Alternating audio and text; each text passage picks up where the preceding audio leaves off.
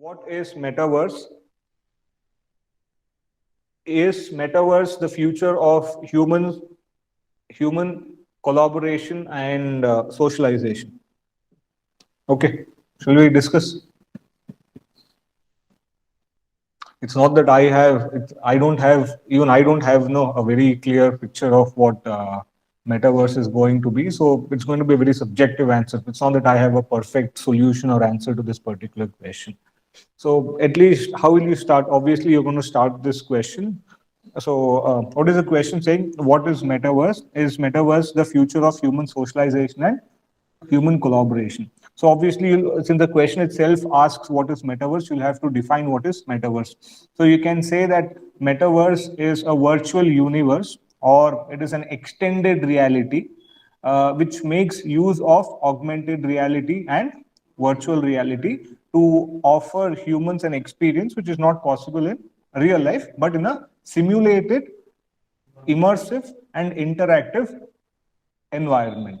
Okay, so obviously, for metaverse to be possible, there is no metaverse as of today, right? It is still slowly under the phase of development, but it is said to be the future of human interaction. So it will need certain technologies like fast internet connection, certain hardwares like headgears, and maybe even certain for sensation like body suits, or at least gloves or something, and a simulated and a real and some space, so that instead of any 2D interaction, metaverse will be able to allow humans to interact in a 3D virtual universe. Okay, so is this the future of human collaboration, socialization? Is still early to say. It is still debatable. We can only talk about the possibilities of metaverse. So what can be the possibilities of metaverse? This could lead to the formation of a new virtual society where people actually interact, and this could change the way people interact with each other. So rather than real world interaction, you can have virtual interaction with people. It is possible for you to have a real world like interaction with people who are geographically isolated. For example, you are here in Bangalore, somewhere is you have your friend or your brother or sister in London, for example. It is as good as sitting down next to them in a coffee shop and then having a real life conversation. That is possible. The concept of work from home can entirely change, where you work from home, but still you go to your office in a virtual world. Business meetings can change, where it is not necessary that you have to sit in a boardroom together, but you can sit at your home or in your office, but still sit together in your office. What else can education? So the way education is done, okay, so the entire concept of education can change, especially with respect to certain fields like medicine or architecture. Other fields like tourism and gaming is set to see entirely new dimension that we are not yet able to fathom as of today. So maybe if metaverse in the present understanding of concept becomes reality, it may change the way people are able to socialize and collaborate, because the way people purchase things can also change, because you'll have virtual markets.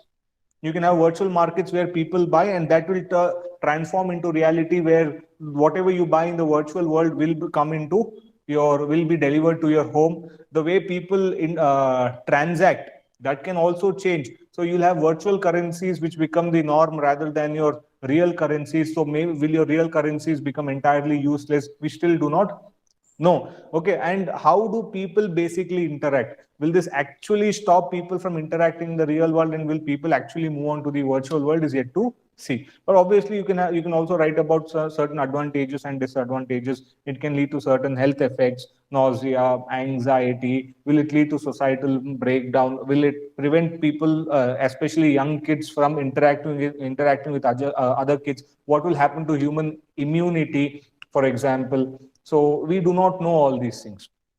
Okay, and the biggest problem is with respect to addiction.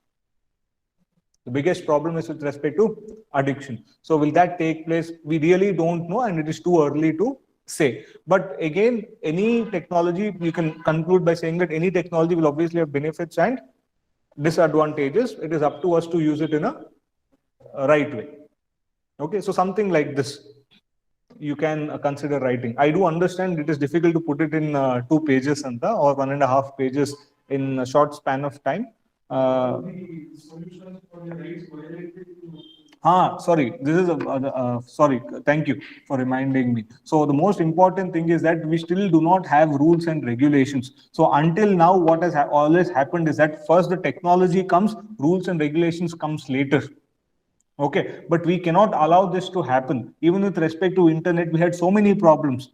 Okay, we had harassment, we had fraud, online fraud, you had identity theft, you had cyberbullying. Then came the rules.